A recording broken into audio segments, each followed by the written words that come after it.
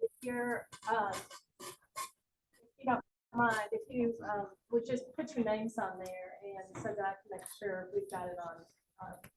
If you have to, just turn over the back. All right, thank you. Yeah, we may have another one.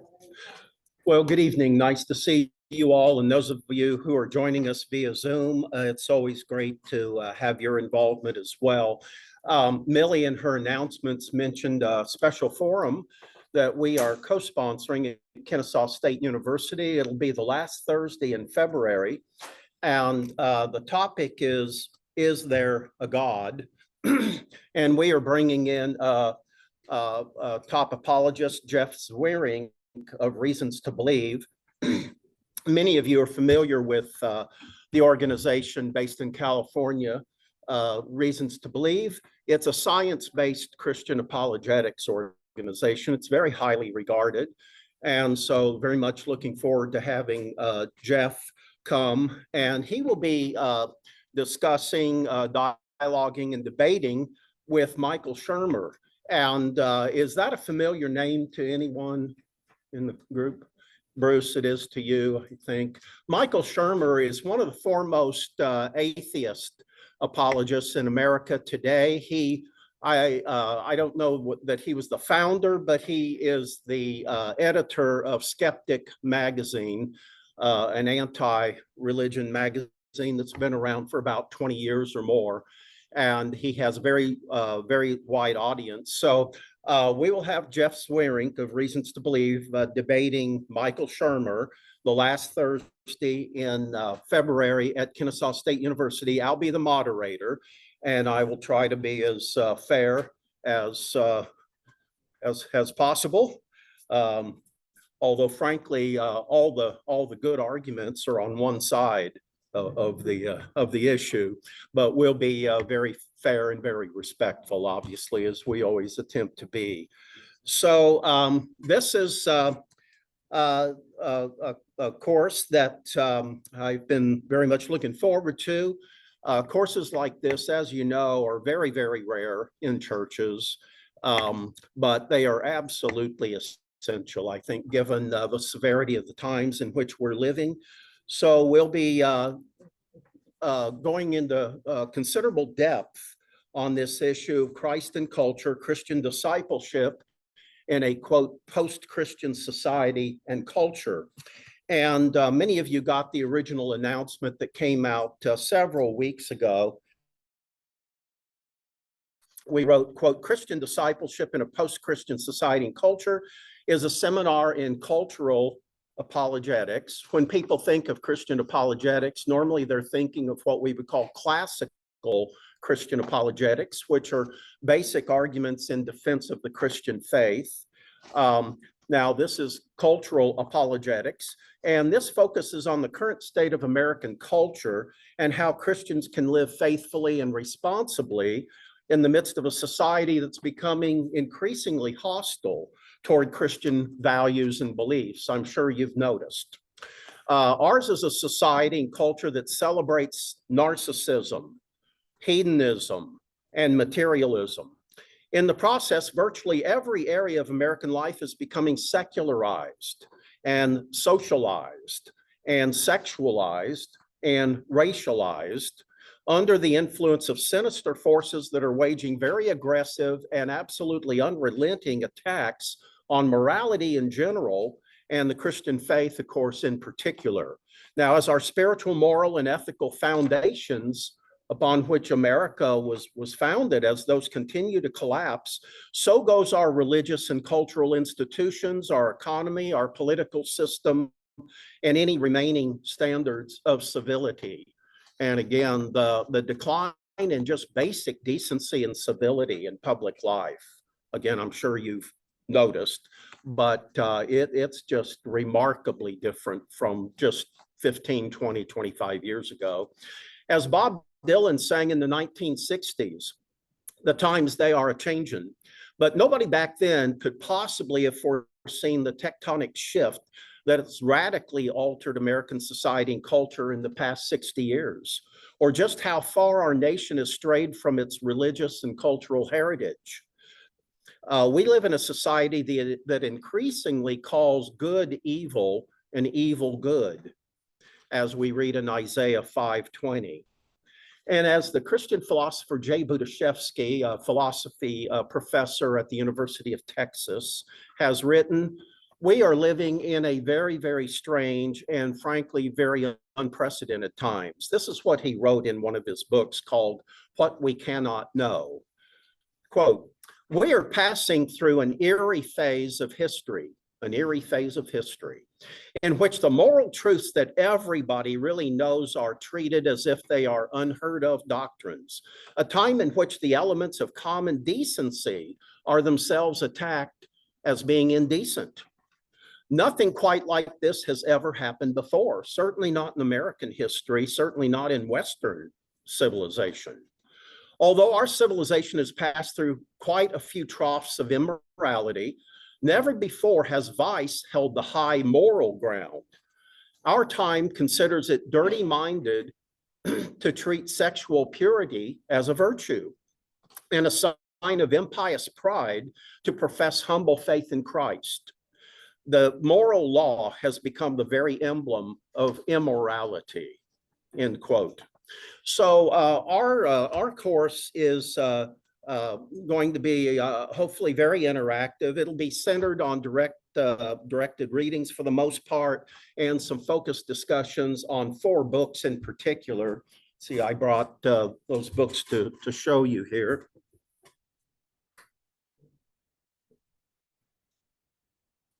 And let's see, Molly, I think one of the books, oh, I'm sorry, it's over here.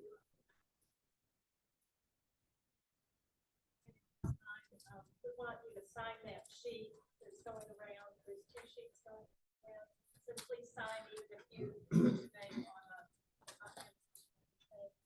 so it'll just keep passing this back.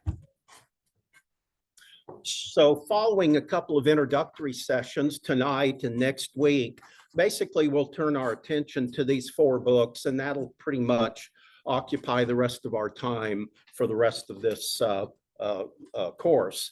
And first of all is a book which I wrote along with help from a couple of others.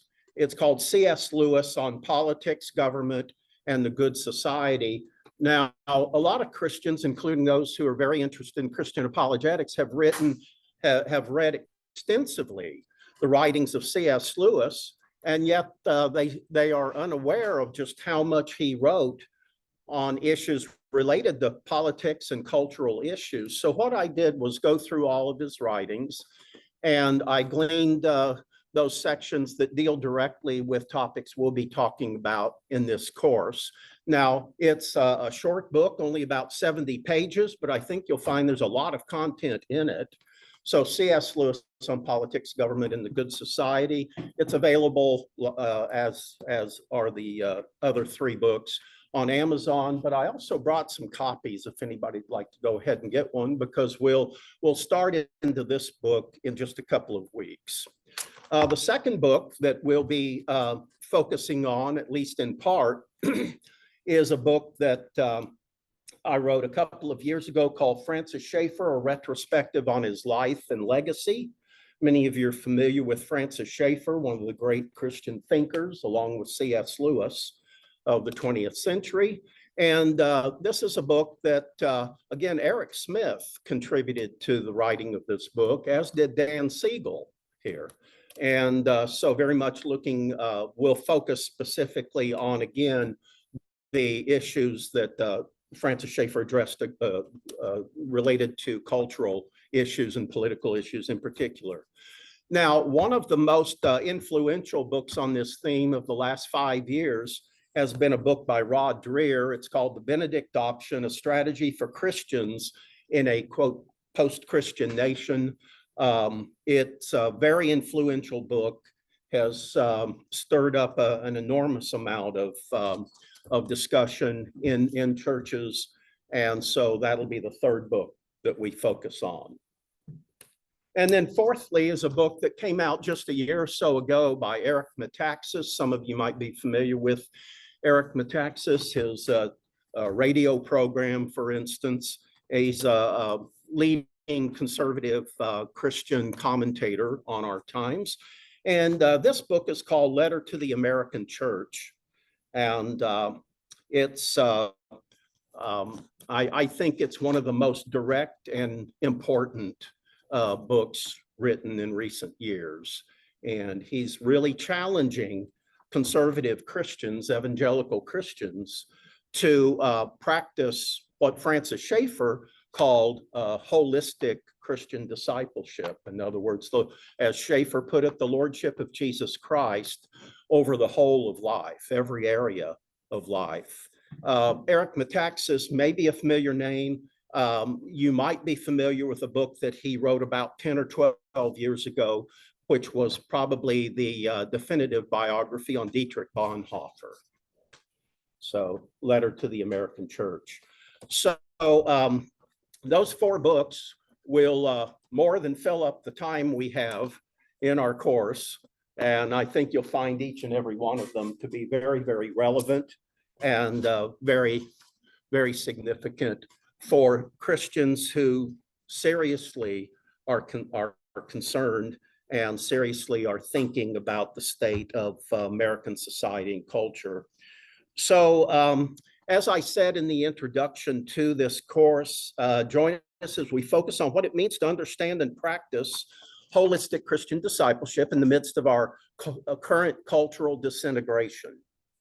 Never in American history have the internal forces aligned against us been more formidable than they are today.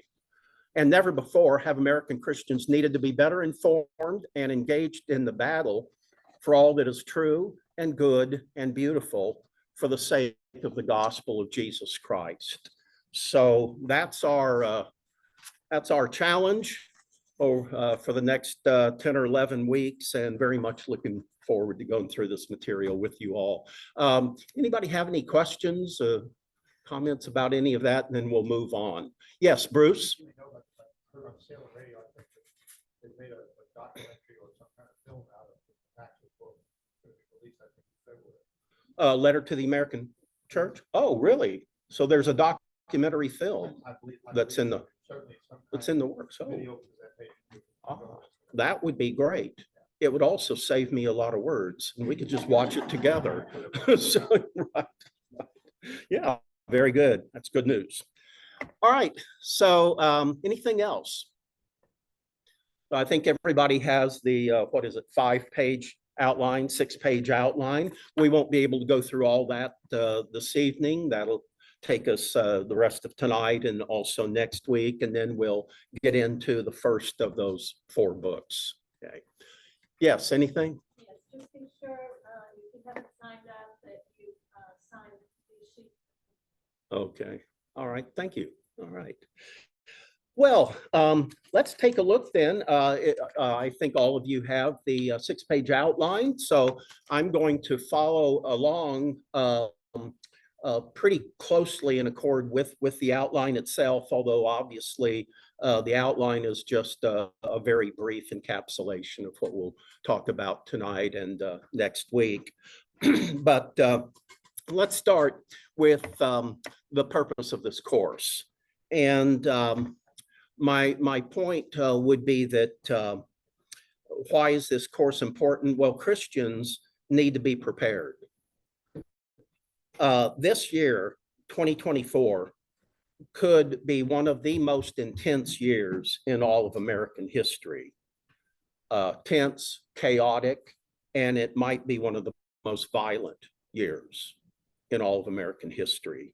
You might, at least the prospects are, you remember 2020 and all the death and destruction and chaos that reigned in 2020.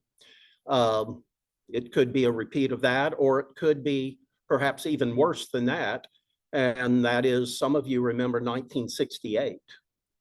And the culture war is very, very intense. Now, I know that this is not addressed in churches typically, and it should be, because Christians need to be well informed and very engaged in what's going on. And we need to be much in prayer about how to respond to these challenges that we're going to be facing this year and in the future as well.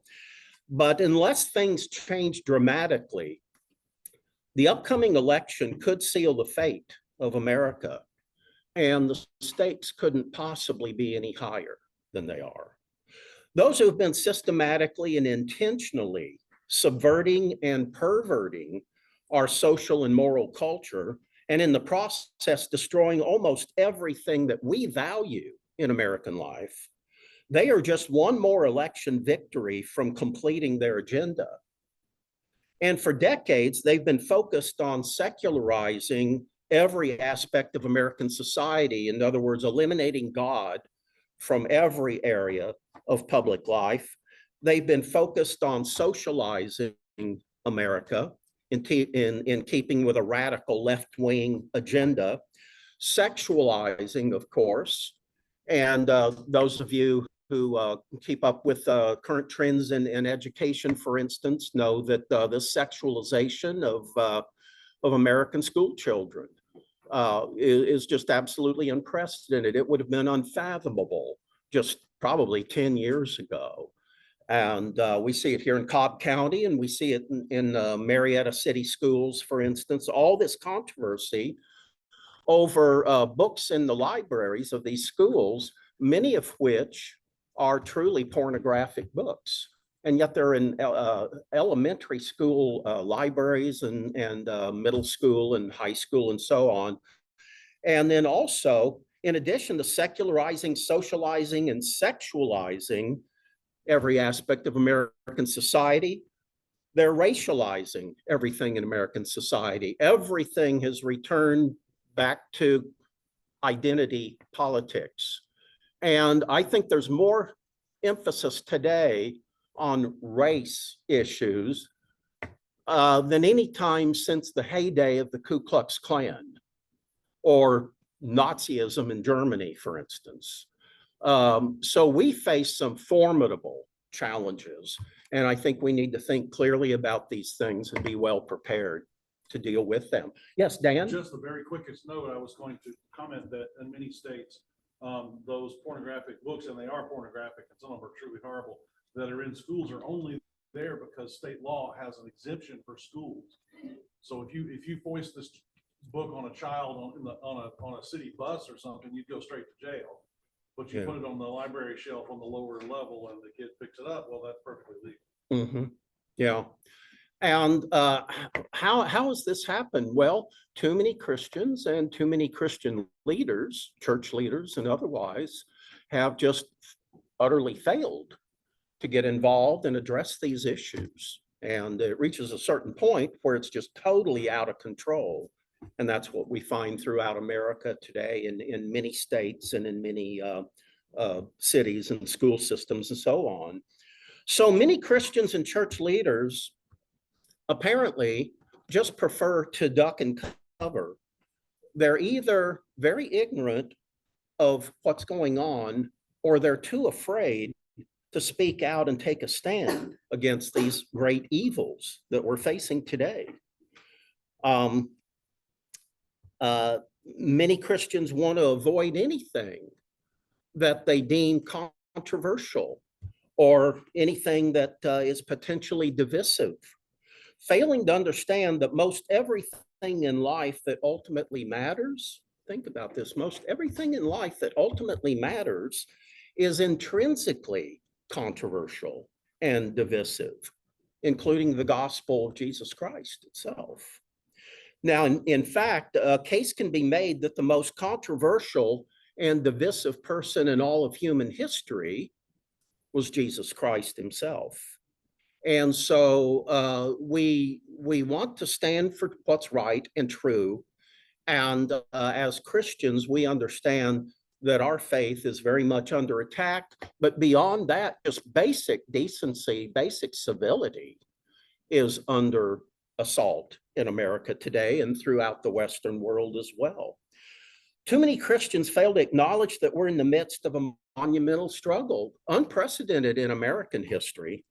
On the surface, this appears to be a, quote, culture war, of competing values, or perhaps an unprecedented moral or even a political power struggle.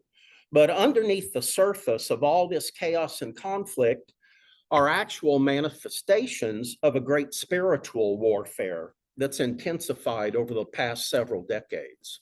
So I know there are those who just kind of blow it off, you know, the culture war, it sounds very political, and we all know that politics is messy and dirty and divisive.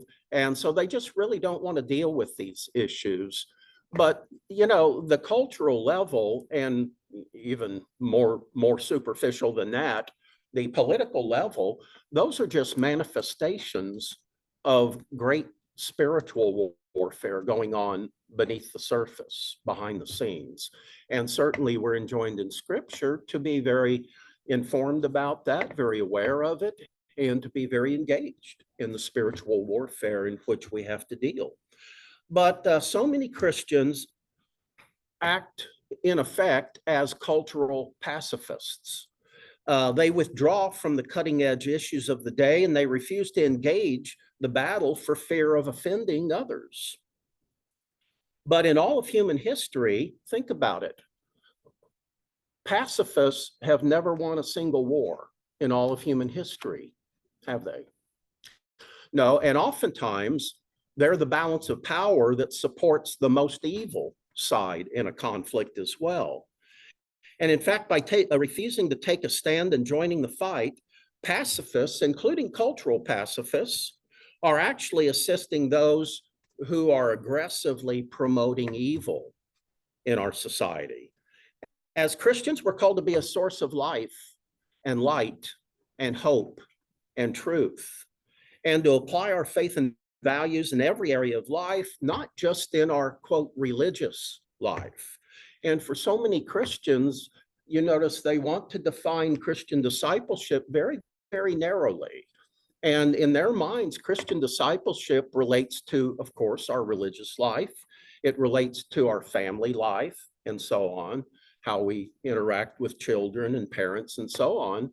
But apparently, those are the limits for so many Christians. They don't understand that our Christian faith should influence every area of life, including the political, you know, the social, the economic, and the cultural areas of life as well. Now, as I said, this course focuses on cultural discipleship and is based on the readings of those 4 books that I mentioned. And again, we need to be well informed, I believe, and sufficiently prepared for the challenges that await us, so as to be true and faithful and effective witnesses for Christ. And I know many of you, I know quite a few of you pretty well, and I know many people in this class and joining us online here are very well informed when it comes to these matters and very much engaged. And we need to form, you know, appropriate reliances or alliances with other Christians like that. And again, try to be as much of a force for good and truth and what's beautiful in life as possible. Now, you see the next section there in your notes is called Loving Others as We Love Ourselves, the political component, and a call to holistic discipleship. Now, a lot of Christians have been led to believe that we should be as apolitical as possible so as to eliminate any unnecessary distractions or impediments in our witness to others. I mean, that's common thinking, unfortunately, in these evangelical churches, you know, as much as anywhere else. What really matters, they'll remind us, is the gospel. And the implication is that politics is, by its very nature, unspiritual. It's messy, even dirty times, I'm sure you've noticed, and divisive. So for the sake of our Christian testimony, we should stay focused on the things above rather than worldly concerns. After all, politics is mostly about the acquisition of power and oftentimes the abuse of power. And most politicians are little more than proverbial pigs at the trough. Again, I'm sure you've noticed, okay? Not all, but many are. So but that kind of thinking is actually quite naive. I'm not sure that I agree with the common adage that everything in life is political, but certainly much in life is political. And for example, both the early Christians and their state-approved persecutors were quick to realize that there's not a more political statement than the declaration that we find in Scripture, Jesus is Lord. That had very direct and controversial political implications. Fortunately, America's founding fathers understood that politics is a necessary component of life, and that laws and public policies are either based on the universal moral and ethical principles of justice, such as we describe as being, quote, natural moral law, or else they are arbitrary and tyrannical exercises of coercion by the power elite over everyone else, which has typically been the case in political circles throughout history. But our founding fathers realized that laws and public policies can either enhance or detract from the quality of our lives. And they can also either enhance or detract from one's life and liberty and pursuit of happiness in this life. Furthermore, they were also mindful that political ignorance, apathy, and non-involvement only empower the most ambitious and the most ruthless elements in society. An ignorant citizenry, of course, can be so easily exploited, and the founding fathers understood that quite well. In other words, the founding fathers understood that politics matters. And when asked, Rabbi, what's the greatest commandment in the law? Remember what Jesus replied, quote, love the Lord your God with all your heart and soul and mind. This is the greatest commandment. But the second is like unto it, love your neighbor as yourself. In other words, treat others in the same way you would want them to treat you. So the basic question, I think, for us is essentially this. How can we possibly fulfill this commandment? How can we possibly love others if we are totally indifferent toward the kind of laws and the kind of public policies and programs that regulate and oftentimes control their lives? How could you truly love somebody if you couldn't care less what kind of a culture, political culture and social culture in which they live? In other words, who cares if we live in a constitutional republic or if we live in, a Nazi or a communist system? Well, it matters a lot, doesn't it, in terms of the extent to which we really care for other people. And anyway, how can we possibly love others unless we're sensitive to and attentive to not only their religious and their spiritual lives, as of course we should be, but also their physical and their material, their economic, their emotional, their social, their psychological, their intellectual, and their creative needs as well. Now, think about anybody that you truly love, you care, holistically, totally about them. And you want to care for all of their needs, not just their, quote, spiritual and religious needs, but every aspect of their life you hope to build up and fortify.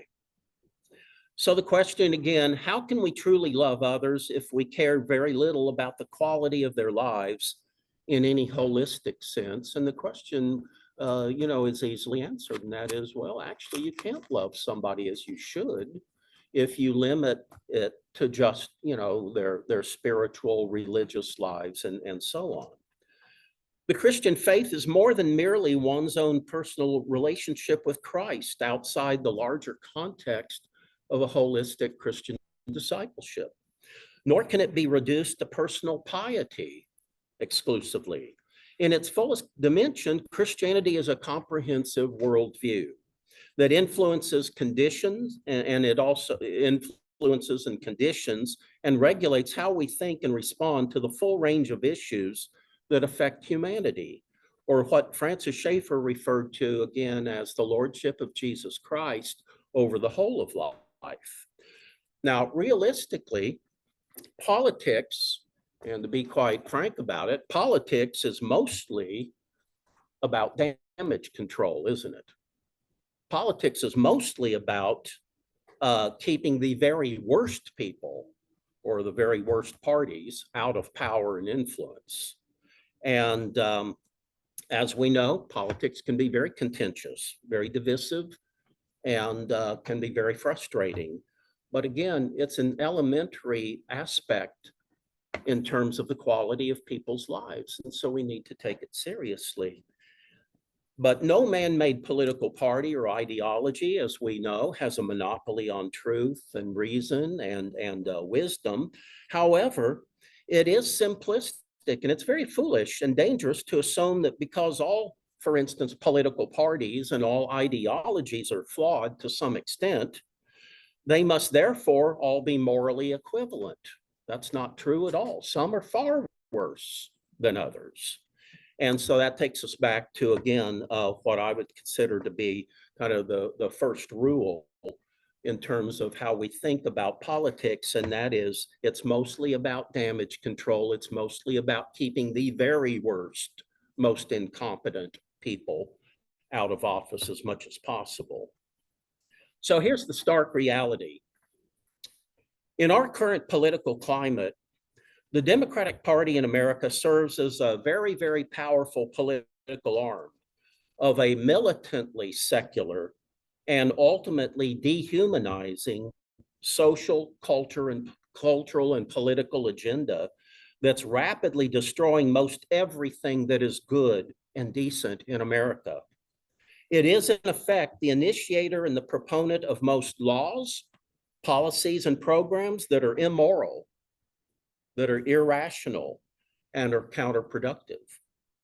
The modern Democratic Party, and we're talking about the Democratic Party the last 50 years or so, not only shows very little regard for the rule of law as established by the US Constitution, but it also functions as the foremost proponent of abortion on demand, selective or voluntary baby infanticide, opposition to voter ID and verification laws. In other words, this is the party that wants to eliminate all voter ID so that anybody can vote legitimately or not.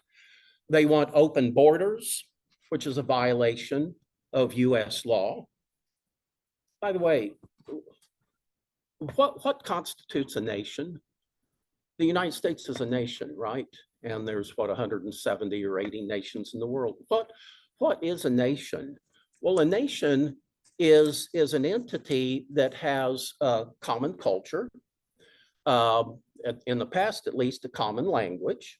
It has a system of laws, government, and it also has defined borders. If you don't have clearly defined borders and defend those borders, then your nationhood is evaporating, breaking down. And yet there are those that are aggressively, of course, promoting just that issue. This is also the political party of racial divisions and quotas. This is the party that pushes affirmative action, where skin color is a determining factor in hiring and promotions and so on. Just like, again, back in the days of the Ku Klux Klan, that would have been, of course, reversed from the present, though. Also, it's the party of DEI. It's the party of corporate ESG scores. It's the party that celebrates and promotes public indecency, oftentimes drug usage, or even public urination and defecation in our cities. It is a free country, after all. Why shouldn't you be allowed to urinate and defecate in the streets? This is the party that advocates the pornification of popular culture, including sexually explicit books in school libraries, as we were talking about.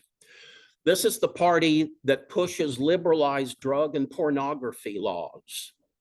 This is the party that promotes radical LGBTQ agenda.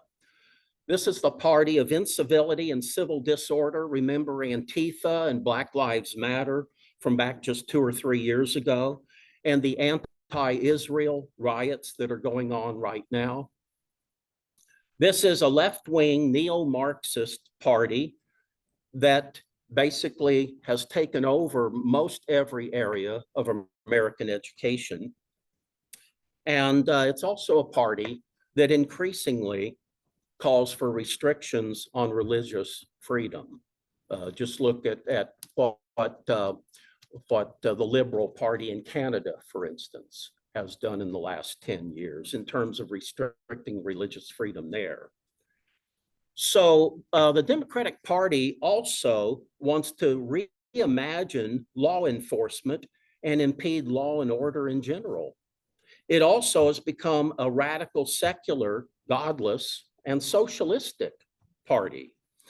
And if anybody dismisses this as political hyperbole, just challenge them to compare the Democratic platform with Karl Marx's Communist Manifesto, and you'll see a lot of correlations in those two documents. So that's the reality. And the Republican Party oftentimes is a source of great disappointment, even embarrassment, and has a well-earned reputation as the party of mediocrity. While the Democratic Party, I would argue, proudly functions as the party of venality. Now, therein lies the difference. One is a concession to human weakness, while the other is a testament to human depravity. One is at least theoretically redeemable, while the other is a lost cause.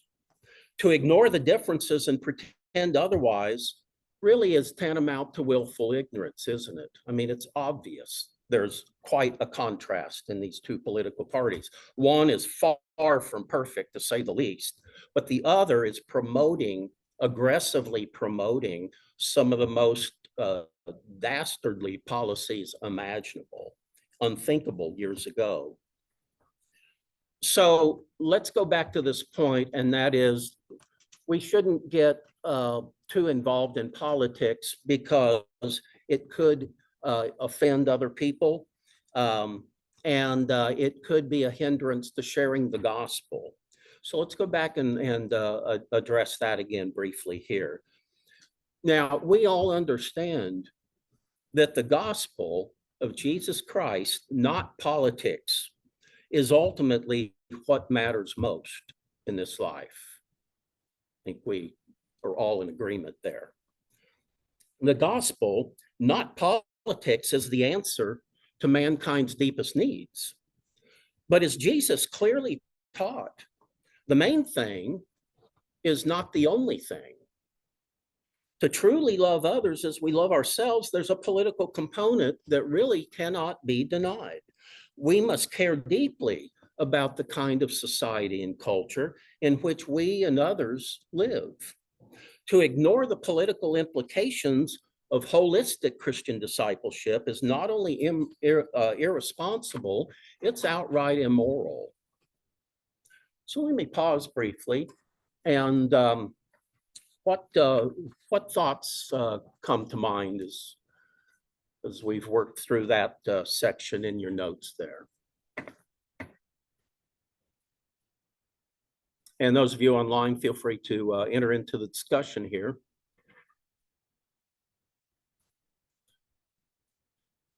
Oh, is your hand up? Okay, I wasn't sure if your hand was up. Oh, and speak as loudly as possible. I can speak loud. Okay. One of the things I think you're really sugarcoating that, to be quite honest with you. It's really a lot worse than it is. One thing that I reflected on when you were discussing some of the things, there was a KGB agent who came over who listed the 4 stages of how you destroy America. The 4 stages are demoralization, destabilization, a crisis, and then the new normalization. So the object was that demoralization took decades, and it was basically to destroy through propaganda any ability for people to make a decision. They just didn't feel competent or did not have enough information to make a decision. And when they did make a decision, they felt they had the right information, but it wasn't really provided to them. Okay. And then the second one is destabilization, Mhm. whereby you actually destabilize all the institutions in the area such that you no longer respect them. I think we can all see that there's been a lot of evidence as well, Mhm. not least of which is the disrespect for the law. The third one is to create a crisis. This is something you guys go back to philosophy and Hegelian synthesis and stuff. The crisis is simply there to totally destabilize, to create a crisis whereby you are forced to look at the elites for the answer. What do we do? It's to, what's the worldview we need to adopt to understand what's going on? And then you normalize that new worldview. Usually is a totalitarian state or one that leads to it. And that normalization can be the form of communism, socialism, or any of its variants. Mhm. Yeah. So that's Yeah. one of the things that I recollected when you were talking about the Democratic Party and the redefinition of law enforcement. Mhm. Because in law enforcement, that's exactly what you do under the communist rule, is you replace the local law arms with people who share your political ideology. Okay. And that's how you start at the local roots and take it over. Yeah, everything's politicized, right? Yeah. Yeah. So, I mean, I was just reflecting on many of the things that you were pointing to. Okay. And you should really get rid of the sugar coat. Well, I'll try to be a little more forceful next time. Yeah, pulling my punches. Yes, please. On top of that, there's a tremendous amount of intimidation. So just to add to what you were saying, I mean, if anybody was to hear what you just said, they would call you a conspiracy theorist. And they would claim nothing of what you're saying is true. You're crazy. Nobody should listen to you. And look at all. But you don't agree, correct? Yeah, okay, good, okay. Go ahead. So on top of that, I mean, look at all the intimidation of people who are protesting outside of abortion clinics, for example. You know, their homes are getting raided by gun-toting FBI agents in the middle of the night, and they're getting dragged off to jail. Mhm. And the whole point is to strike fear Right. into anyone else who would consider protesting Mhm. abortion. Yeah. Very well put. Yeah, good points you make there. Well, I wrote another book. It's called American Crisis, and what it does is trace the history of all of this that we're talking about, and a lot of this generated right after World War I, and so if you want a very good background into the philosophy and the history of all of this left-wing ideology and its effects on American society and culture, you can look up on Amazon. The book's called American Crisis, and that'll give you, I think, as much foundation as you'll ever need, actually. Any other thoughts before we move on? Yes, Dan? Just the naysayers of your general thesis, including naysayers within the Christian church, and not even the organized, religious left, if you want to call it that, but even more moderate voices would say that people who believe that, for example, what we used to call the religious right, sort of overcooked things, that they pushed it too far or they were too extreme, et cetera, and we need more balance and more moderation in our lives. But so pretty much there is a consensus that says that your thesis is overblown, and one of their bits of what they would consider evidence is that we always say that that this election is the one that settles it all, and this election, the next election, is decisive for the future of America. What they're not, in my view, what they're not picking up on is that the fact that we say it every time doesn't make it less true. That each set of, if you go past the sign that says, in dead end, you know, then there's some orange barricades, and then there's some more barricades, and then maybe there's a guardrail, and then somewhere out there, there's the cliff. The fact that, yeah, that you blew past the dead end sign and doesn't make it false that there's a cliff out there. So I would argue with you that yeah, that we have had quite a number of, you know, just as we did leading up to the American Civil War in the 19th century, you know, we had all of these supposed compromises put forth by Henry Clay that were supposed to stave off the disaster, and we have election after election and more crises, and it just built and built until, yeah, guess what? We're now going to destroy, you know, half of America in this big war and kill a lot of people. And we hope it doesn't come to that. We don't want it to come to that. We want people to see reason, even if they're not converted to Christ. We would like to see people at least acknowledge that morality is real and objective, and so on. All right. Well put. Anything else? Any other?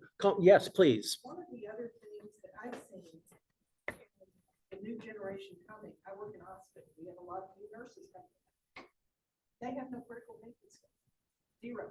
They follow their task list and they follow the leader. Yeah. And if you throw them into a situation that they've never seen before, they can't handle it. They don't know what to do. They're just going to keep going down their task list. They cannot think. Yeah. And Yeah. my job, I'm trying to figure out how to teach critical thinking to somebody who's 30 years old. Yeah. But Yeah. that's what's coming in. They're teaching them to follow the leader instead of thinking for themselves. Well, and as we know, generations ago, logic and rhetoric were standard courses in even public schools back then. And what that does is not only facilitate rational thinking, but also rational moral thinking as well. So there's plenty of consequences, you know, when basic education is, you know, forfeited for other priorities. Yeah. Yeah. Thank you. All right. Well, now here's a topic that you see there in your notes that is not the solution. And I don't know how familiar you are with this term, quote, Christian nationalism, but let's talk a little bit about it and its ramifications. Now, since the 4th century AD, in other words, the 300s AD, and the time of the Emperor Constantine, some Christians have believed that our responsibility in this world is to establish some kind of Christian, quote, theocracy, or more correctly, what we're talking about is not a theocracy where one man rules over the religion and the government, but rather what's more properly referred to as Christian sacralism, which is the integration of church and state, and together they co-rule society. Now, that's oftentimes, again, erroneously referred to as a theocracy, but that's really not what it is. It's a sacralistic system. We're talking about Christian sacralism. And this effort to transform the Roman Empire into a Christian or pseudo-Christian state and society constituted the concept of Christendom. We've all heard of Christendom, and usually when we hear that term, we sort of associate it maybe with medieval Europe and so on. But oftentimes through history over the last 1700 years, that term Christendom has denoted kind of a so-called righteous New World Order, basically. But this philosophy of government extended for about 1200 years through the Middle Ages as the Roman Catholic Church attempted to co-rule along with secular authorities. And it was oftentimes just an absolute total disaster. But then the following 250 years, various Protestant sects also gained official state church status throughout Northern and Western Europe and Great Britain and so on. For instance, even here in America, prior to the American Revolution, 9 of the 13 colonies had officially established Protestant state churches. And by the way, those officially established Protestant state churches oftentimes would not allow alternative Christian faiths to even function in their state. Now, the results, although undoubtedly there were some positive aspects of this, but the results in general was disastrous in terms of the impact on Christian history.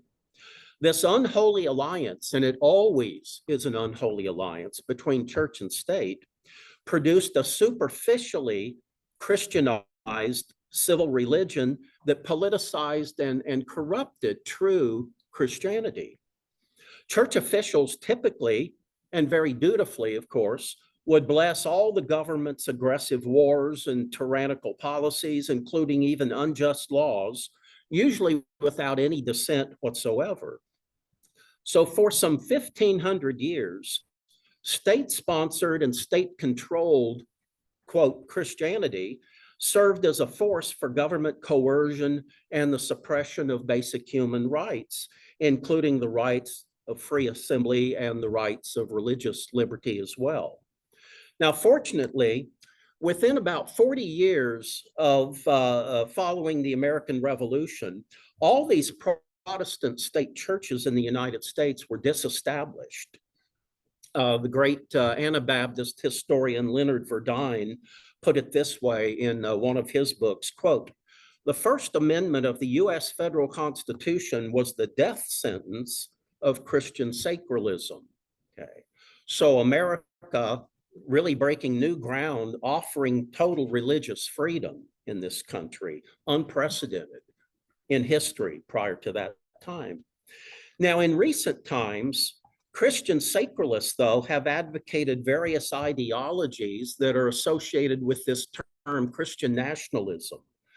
And it's been called by various names. You might be familiar with one or two of these terms: Christian Reconstructionism, theonomy, or dominionism, in which Christians, in other words, Christian institutions, would control and regulate the civil, the ceremonial, the legal, and the moral laws of the nation. At least this is the theory, at least. And this is a defining feature of the current New Apostolic Reformation movement. Now, Paul Atkinson has done a lot of reading on the New Apostolic Reformation, as has Eric Smith, and we'll certainly try to make some room for a presentation on that, because it is a movement that gathers a lot of attention and increasing influence here in American society, as things in our society in general get more and more out of control. Many Christians erroneously think that the answer is something like Christian nationalism or this New Apostolic Reformation movement. But in their various forms, these kind of ideologies seek to impose explicitly Christian values on all of mainstream society, even to the point of resurrecting Old Testament civil and ceremonial laws. In reality, see, nothing could be more antithetical to the principles and the spirit of the gospel than this kind of pseudo-Christian authoritarianism. So that is not the solution to all the insanity and chaos that we see going on in America today. Our agenda should be to promote laws and codes of behavior based on what we call natural moral law principles. And these are the foundational principles for any decent and civil society. Now, as Christians, we have to be very clear about this. As Christians, we're called to much higher standards than just a lowest common denominator of civility and decency and so on. But we cannot impose those higher New Testament biblical standards on society in general. Those are standards by which we need to commit our lives and live accordingly. But again, it would be authoritarian to try and impose those highest standards on every American. Okay?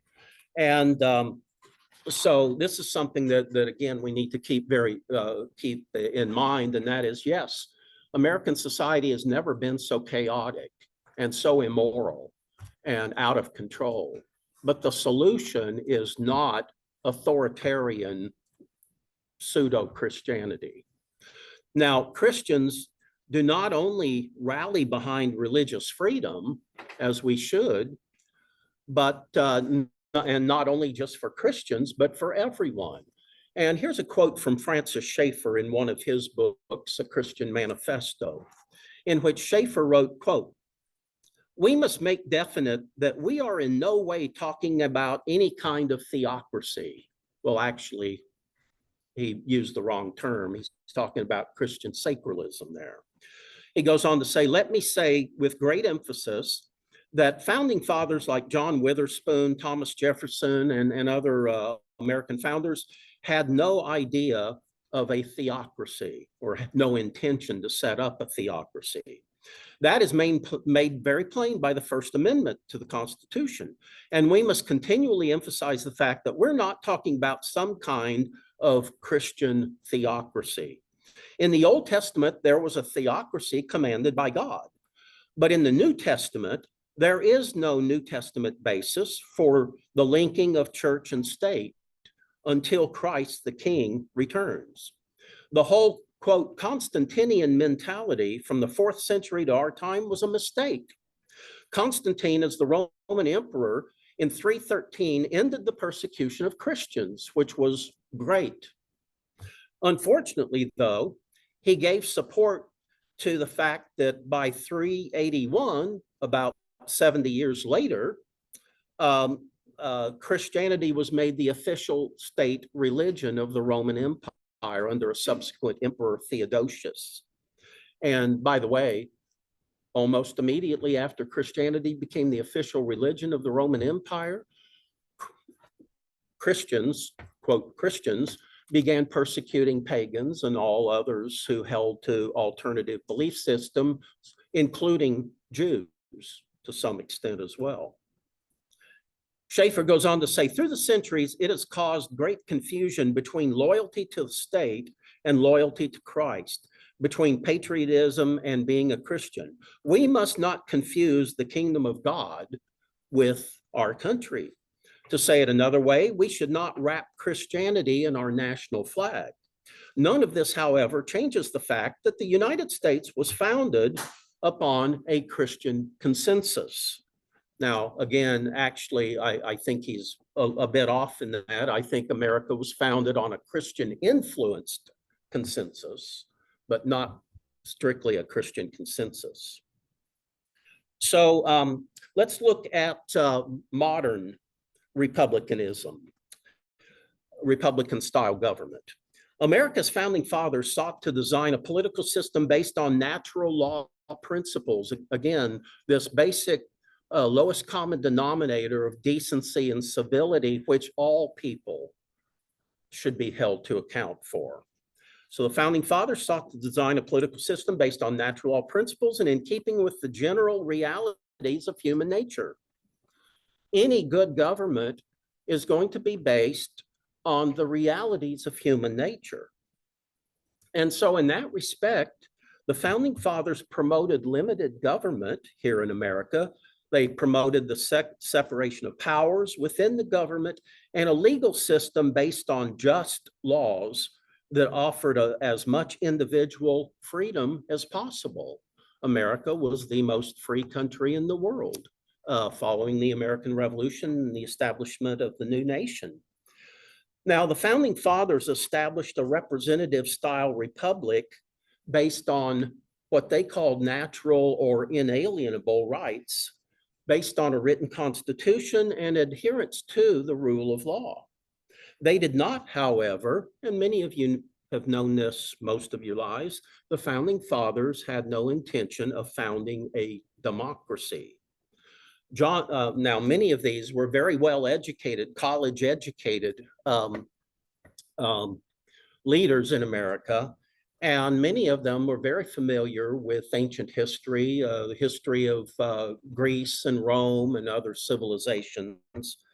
And they all were in agreement that democracy is a very poor form of government. In fact, John Winthrop, the Christian leader of early Massachusetts, would describe democracy as, quote, the meanest or the basest and worst form of government.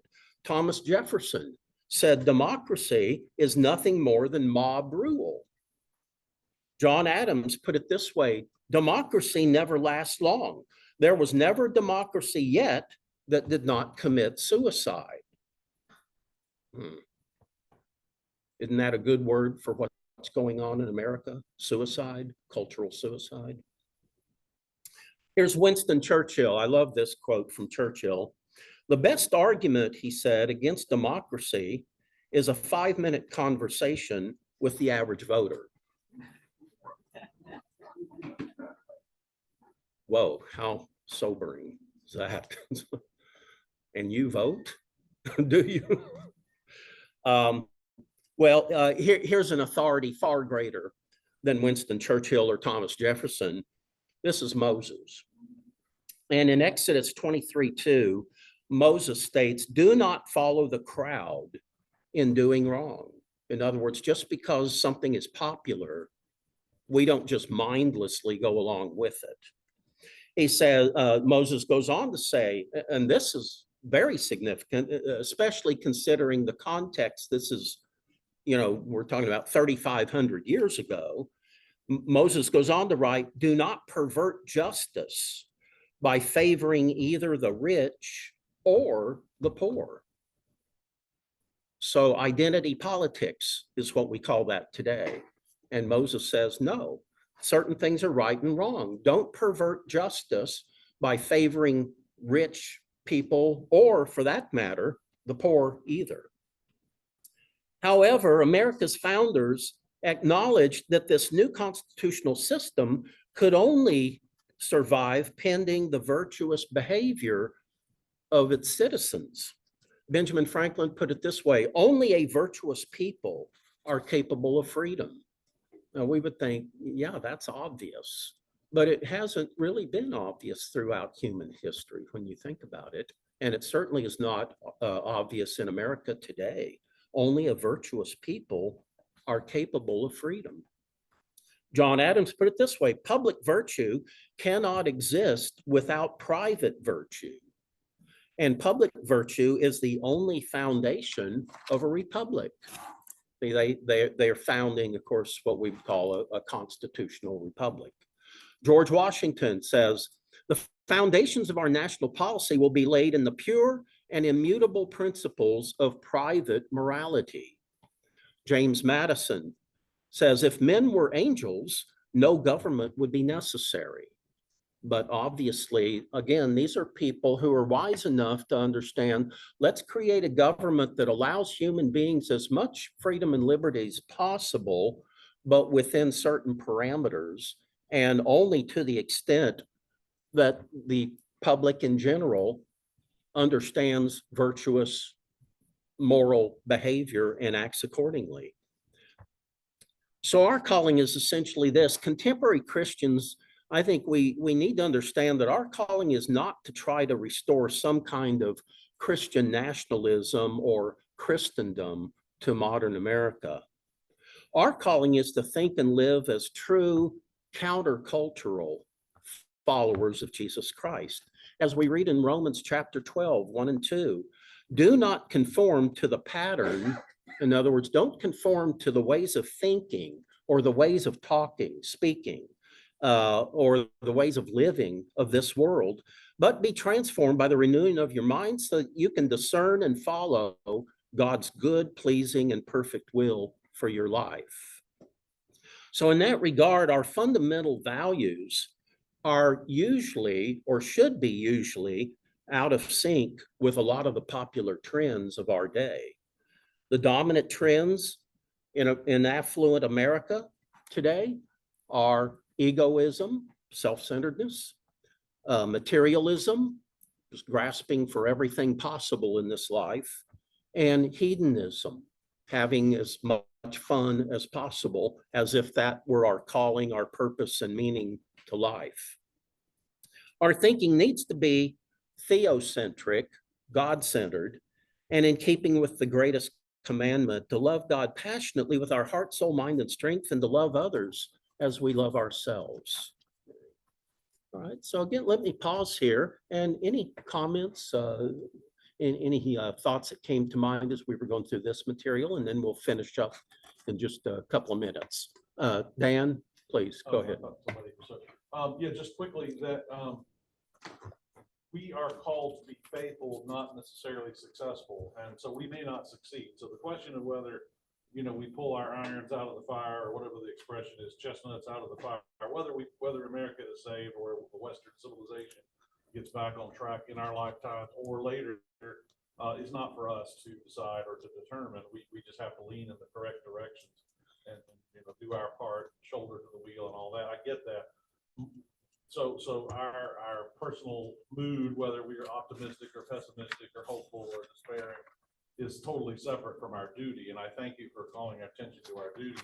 When I'm feeling more hopeful, I have thoughts that, you know, hey, we might be able to expose enough evil and promote enough good to win.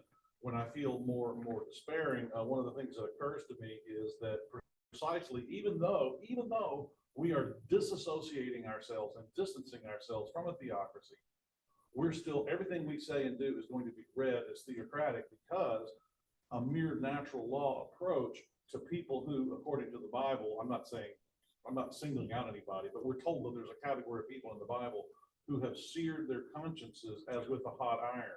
And so they are going to now be deaf to the call of natural law.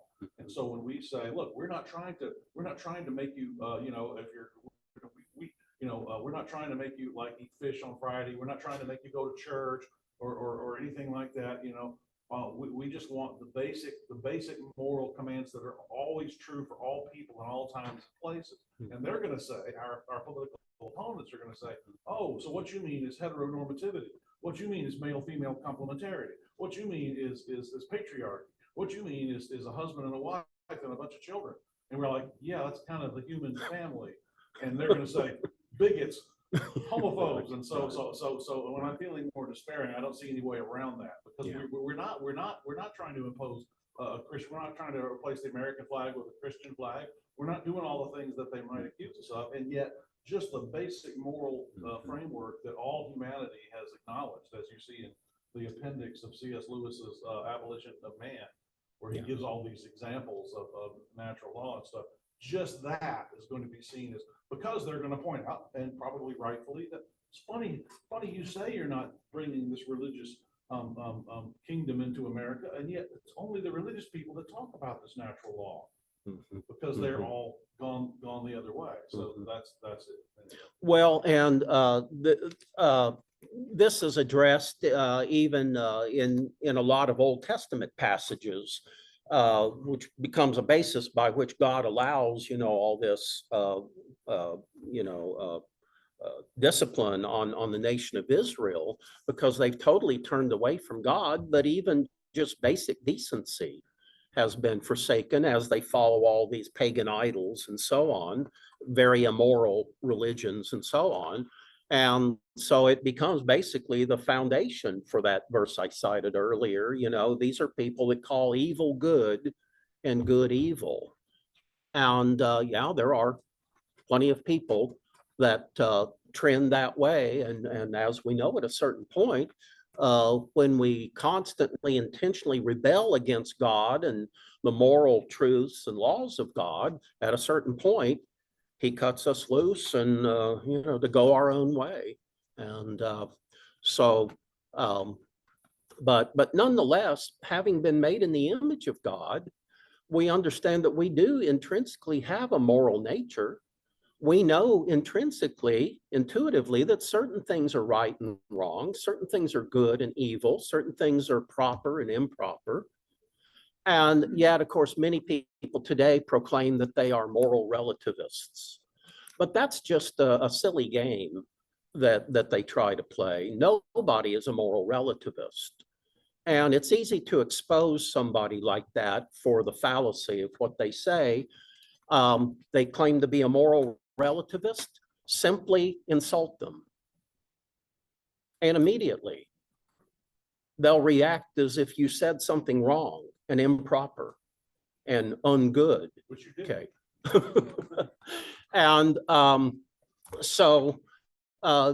people know that, you know, when you say something or do something to another person that you wouldn't want them to say or do to you, there's something obviously improper and wrong about that. Now, by the way, after you've insulted them, just be sure and let them know that you were trying to make a point and you apologize, okay? You didn't mean it to be taken with total seriousness. But go ahead and then we'll. We're just gonna say quickly, this returns us to your opening about the year 2024 posing all of these dangers. And I'm not trying to back you off of your you know, what some would call paranoia, because someone over here was saying, you know, oh, you sound extreme and stuff. I'm not gonna back down from that, because there are commitments that we cannot, as faithful Christians, if we're gonna be faithful at all, and we have a vote in our society, if we have any say, even if it's just writing a letter to our congressman or a letter to the editor of the newspaper, and definitely voting, there are commitments that we can't seem to back down from, even if we wanted to. That there is an organized pseudo industry in America devoted to dismembering babies and burning their bodies to generate electricity in some states as medical waste. I mean, just the most monstrous things that you would try to describe to somebody 100 years ago, and you'd be like, well, so what did you do? You know, was there a war? Well, yeah, that may come later. So anyway, so we can't back down, and the other side at least believes they can't back down, and so we may have the case of the immovable object and the unstoppable force, and may God help us all. Truly, may God have mercy. Yes, please, and then go over here, Bruce. You use the phrase common As decency. loud as you can. As loud as you can. You use the phrase common decency. Common decency, yes. And that's what I think is not there. And you listen to cases, and you ask the Supreme Court justice what he doesn't know, or doesn't want to tell you. Mhm. You know, you're at a point where there is no common. Well, they've disconnected from reality, haven't they? Right. Yeah, So, yeah. I have heard that the most common quotes in the early Congress were from the Bible.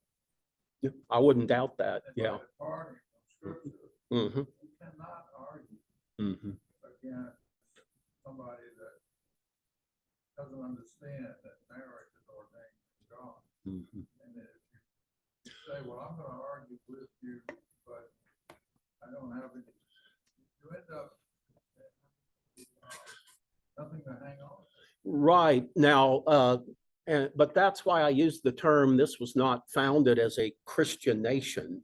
It was founded as a Christian influenced nation. Big difference, by the way. And even people like Thomas Jefferson and Benjamin Franklin, these people were deists. They were not Christians.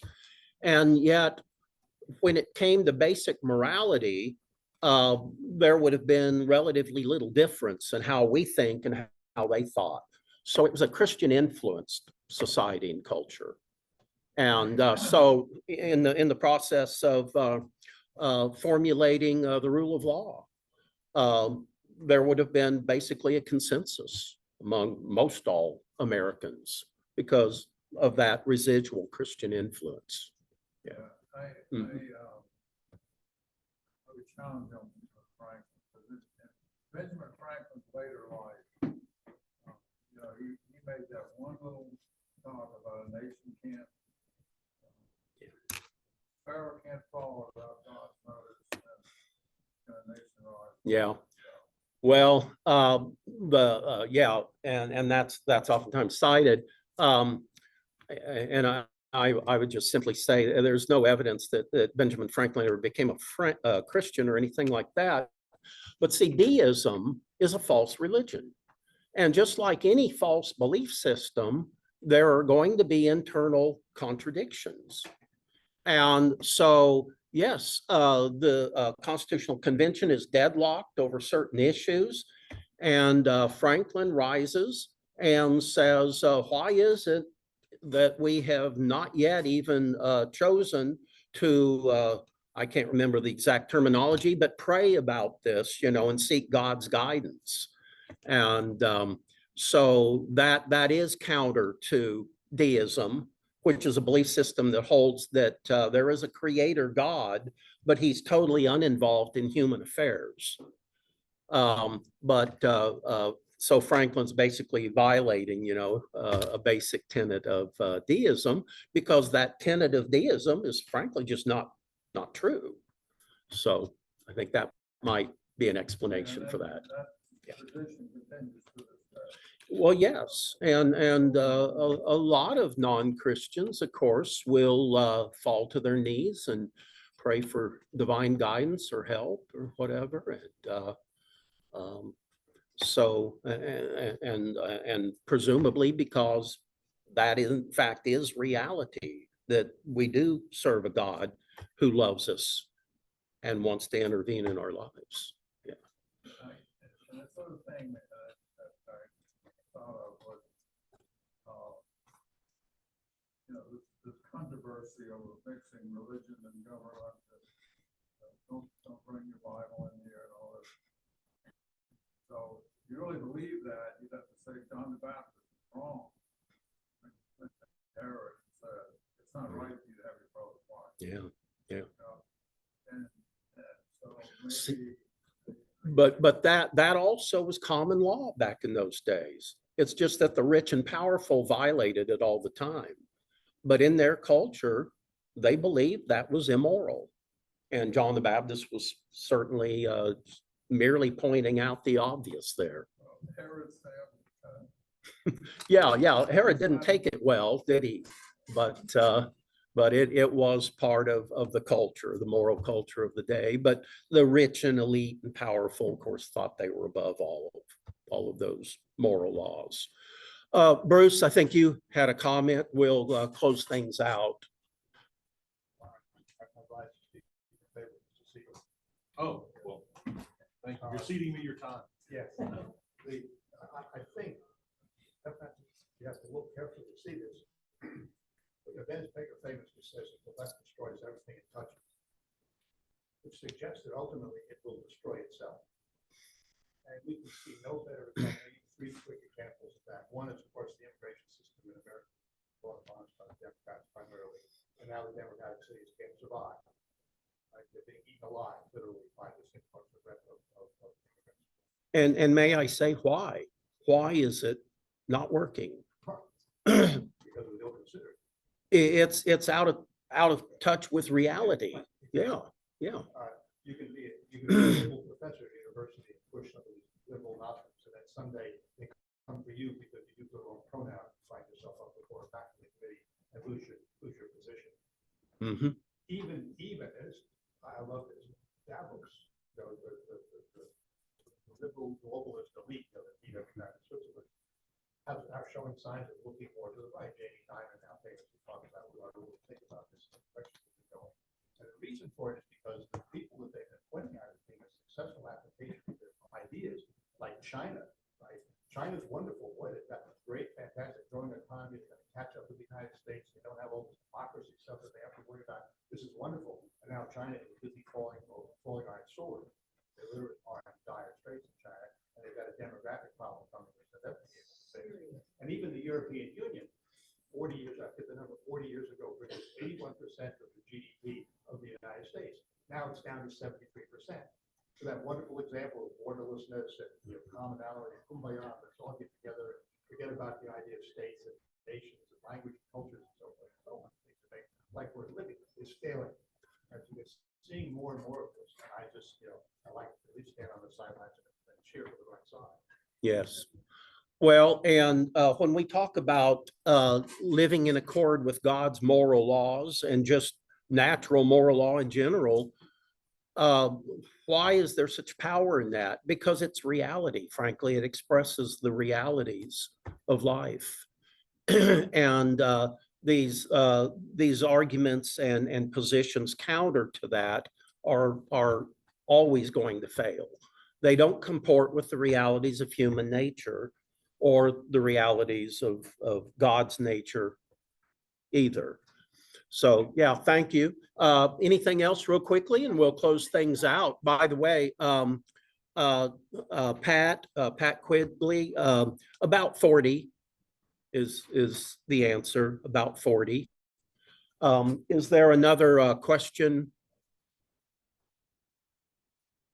from those of you joining us online? Okay, well, very good being with you all, and very much looking forward to our course. I think you'll find it to be extremely stimulating and engaging, and hopefully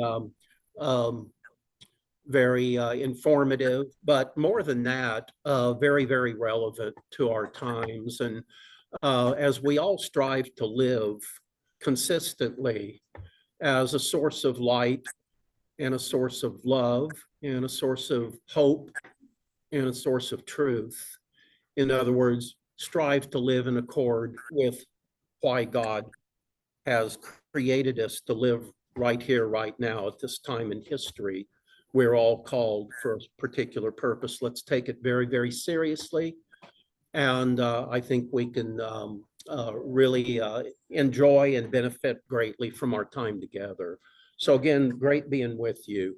And I think everybody is registered with Dolly for the course, so you can get the updates that we send out weekly and all. So with that, blessings on your the rest of your week. And I pray that you have a very productive week. And again, let's live by the principles that we claim to believe. Amen. Jeffrey, Amen. Have a good night. Thank you. Jeffrey sent me Thank you, something which I'll Janet. send to Bye. you, and maybe you can send it out to the class. Okay. Thank you, Jennifer.